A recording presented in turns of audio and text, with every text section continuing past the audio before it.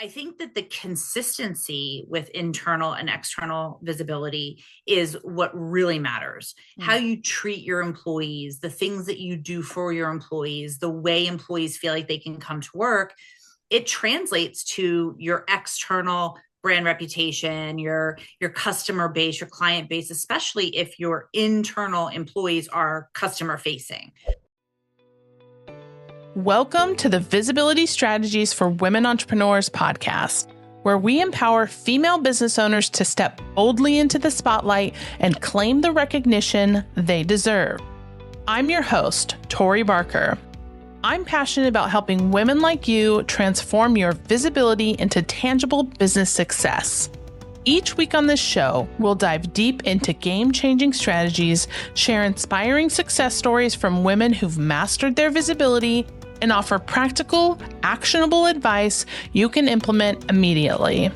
Whether you're just starting your entrepreneurial journey, pivoting your business model, or ready to elevate your existing presence to new heights, you'll discover effective approaches to create exciting opportunities and expand your reach. So let's harness the power of strategic visibility and grow your business together. Welcome to the show. Hi, everyone. Thanks so much for joining us again on the podcast. I am very excited to introduce my friend, Kate McKinnon. How are you? Hey, I'm good. How are you, Tori? Doing great. I'm excited to share your story and see where this conversation takes us. Same. I Yeah. appreciate you having me. Yeah. So tell us a little bit about your journey and what got you here to what you're doing today. It's a long one. I'll give you the 30,000 foot view. Started in the nonprofit space and transitioned into a sales career. So I was in sales for quite a while and realized that there was a real disconnect between people that were high performers that would be placed into leadership roles without the skill sets needed. And they would get into this leadership role and they would unfortunately fail pretty miserably. And so I became really fascinated with leadership development and why this continued to happen and why they weren't being given the tools to be successful.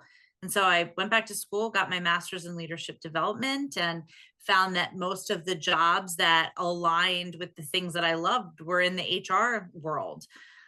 So sort of slowly crept into HR via training and development, and then just found myself in a very wonderful career in HR, building and scaling talent acquisition teams, training and development, and HR for both publicly and privately traded companies.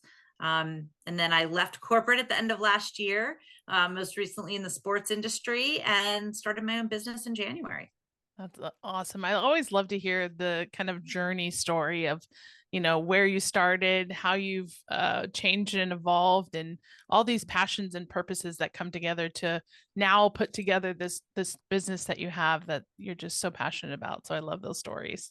Yeah, thanks. I feel like it's people, when I talk to young students, they're so concerned about, being on one track and Mm. having like one way of going forward. And I'm like, no, like just go do all the things. I think it makes you better able to relate to people of all kinds. Certainly. I feel like you have to have diversify your skills, right? Yeah. Because there's so many, if not now, right? Using a skill now, you can use it later in your life, or you can apply it to what you're doing. There's just so many different ways that you can do that. Yeah. Yeah. It's what makes it fun.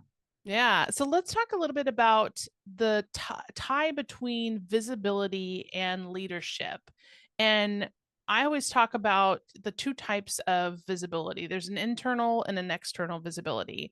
And there's, from an entrepreneurial standpoint, usually it's a solopreneur who has to kind of reflect internally on their why and all those types of things. But I think when it comes to an organization, there's a real opportunity for visibility within the organization and the people and the team and the behind the scenes that are so important to the company's visibility. So I'd love to get your perspective on what you've seen and how you help companies with that.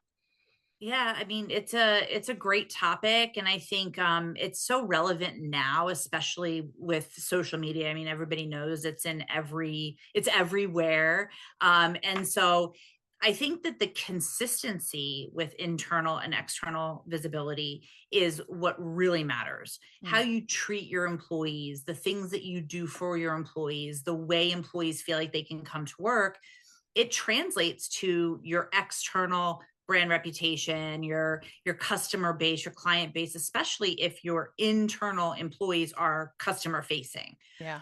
And so I think it's a really it's a smart way to tie your HR team into your business objectives, is really how are we taking care of our employees so that they can take better care of our clients. And Yeah. so there's a million different ways that I've, worked to do that, and different ways that that can play out in an organization. But you're spot on with both experiences being really important. Yeah, and you talk a lot about leadership development and, people who have been um uh, they've been what's the word, promoted into leadership roles, Mhm. and they may not have the skill set or the mindset around this concept. so so what are some of the things that you see that you need to educate these leaders on to give them this perspective and help them understand the value of the people of their in their team? Yeah, I think the higher you go in an organization, the more weight your words and actions hold. And so I think one of the mistakes that companies make is that they believe that promoting somebody into a manager of people role is the only way to advance. And that's not the case, or shouldn't be the case. So at the very core, having two different tracks, one for individual contributors and one for managers of people, so that you're Mm. not trying to put what do they say, like a square box in a round hole, or a round Yes. box in a square hole, or whatever. Like, you're not trying to fit something together that just doesn't go. Yeah. And so I think the idea that managing people is the only way to advance is part of the problem. Mm. But then, if that is, if you're looking at managing people as your next step, there needs to be some training around, number one, is this really for you? You're not managing yourself anymore. You're getting work done through others. Mm. And there is a real value and a responsibility that comes along with leading other people. And it's also really hard. Like, it's Yeah. not an easy job to have a Yeah. team that reports to you. And so being very candid about what that looks like, and making sure that somebody wants that, and then providing training on the basic leadership skills, which is communication, empowerment, Mm. delegation, inspirational leadership. Are you setting the bar? Are you leading from the front or from the behind, or from behind? Like, Yeah.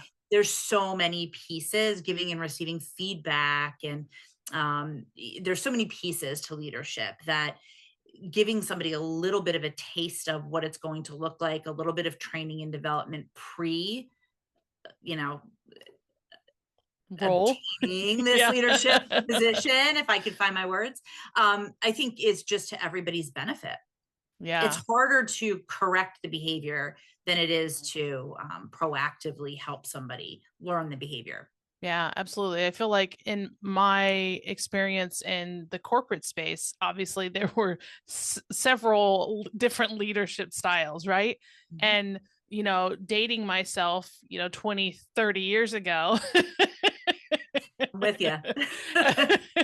I don't think that this sort of focus on educating and empowering leaders to help their team was even a thought, right? It was just kind Yeah. of like, you're in this role, now do what you're going to do, make money, build this company, whatever it is.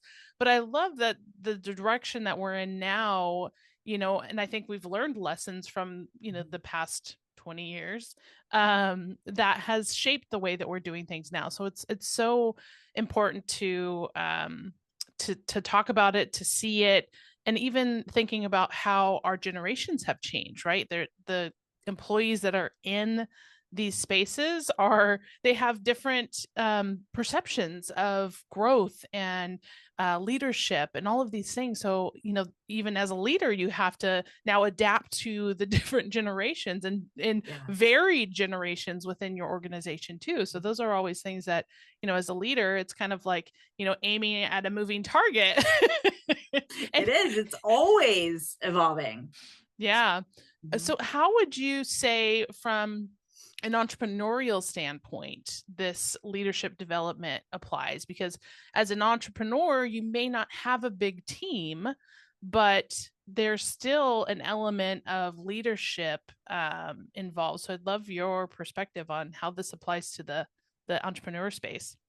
Yeah, one thing that I used to always talk to my team about is the importance of doing what you say you're going to do. That builds trust, that builds reliability, that builds your credibility. And so I think from a leadership perspective, and it's just me in this business, I'm not leading a team. And so for me, the power that I feel like I have that I can bring to my customers, my clients, is this idea that, like, I'm going to do what I say I'm going to do, Yeah. and this open dialogue that can happen between you and your clients, this sort of ability to be very open to feedback and asking for feedback, and trying to understand who you're serving, is very much the way that you lead a team, or you should lead a team, right? Yeah. This individual contribute, this individual consideration of all of your team members, so everybody's motivated by something different. Everybody is demotivated by something Yeah. different.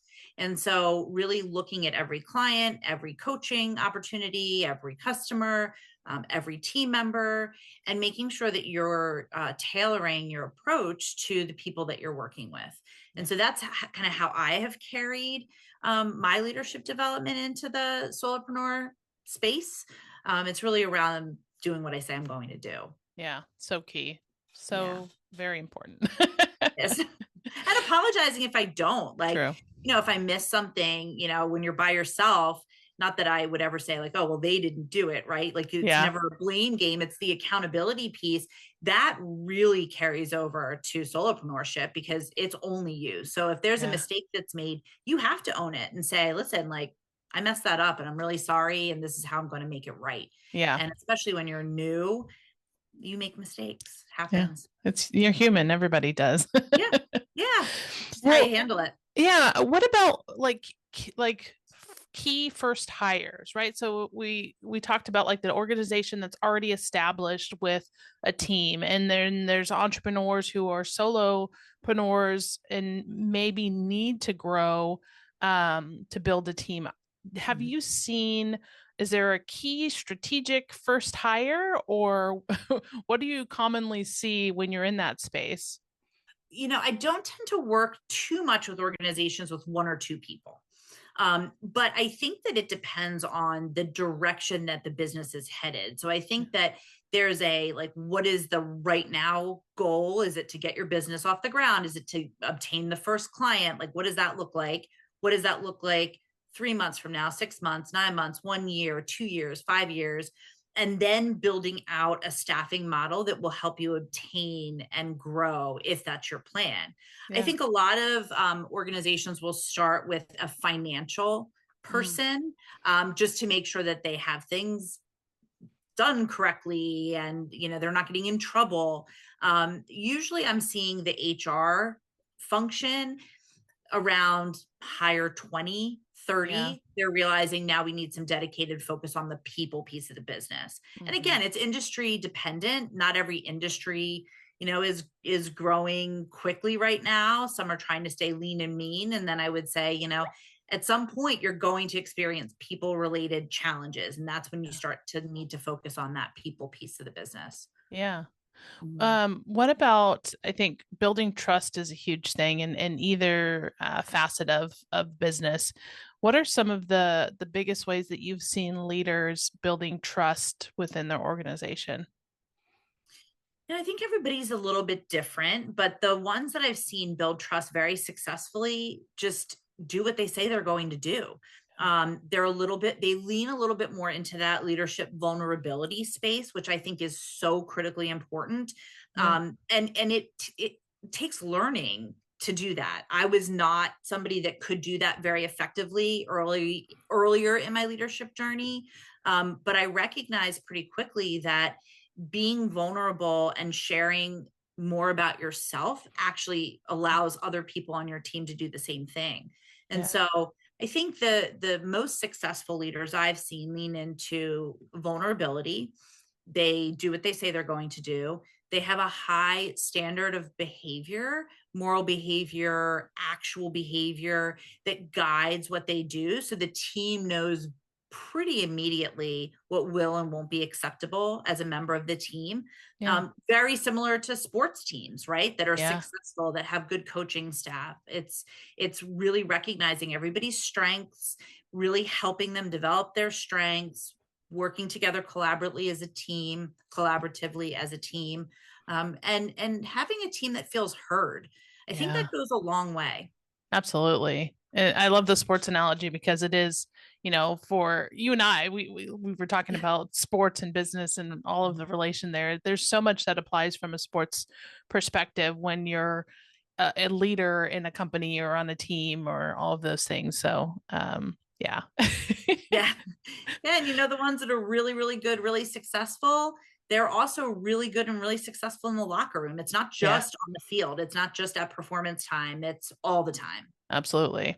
So I'd love to transition a little bit and talk about your business and your visibility. And so, what have you done as you've started emerging into your new business? What have you done for visibility to help you grow your business? I don't think I've done enough. I will definitely tell you that. That has been sort of a less critical thing, but it should be first. That was maybe a mistake that I made early on. I wish I had sort of really leaned into the visibility piece. But for me, it's really been via LinkedIn. Yeah. A lot of LinkedIn. I think very early on, I wanted to establish a philosophy, a way of working, the things that I felt were really important and critical in my business.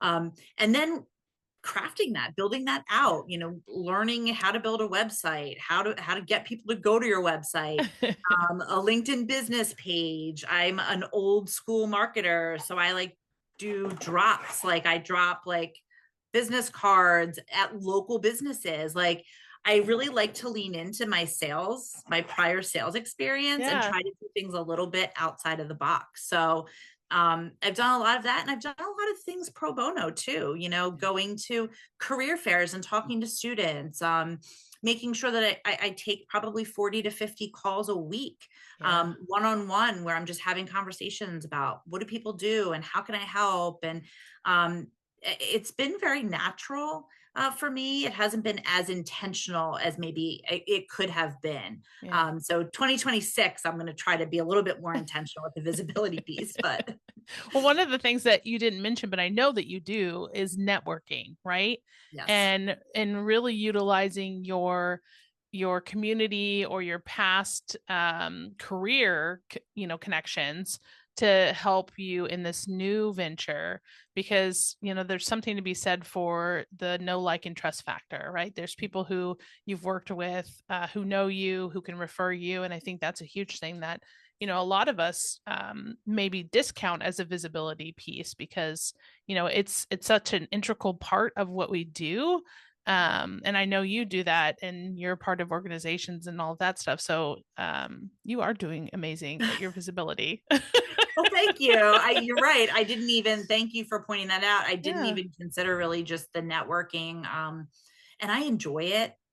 Like Yeah. I just like to talk to people. Yeah. Um, so yeah, that's been a fun part of Yeah. starting a business. Mhm. Yeah, I think it's Yeah. there's something to be said for, like you said, taking phone calls and these new connections because I think even if it's somebody that you don't know, maybe even more so when you don't know them, it sparks new ideas, it opens up opportunities. There's just so much that comes from putting yourself out there. And most people are like, oh my gosh, how could I talk to a stranger? Well, sometimes you got to push yourself past these fears, right? Because there's something amazing and beautiful on the other side of it, which are things that you learn as an entrepreneur. You got to push through the fear.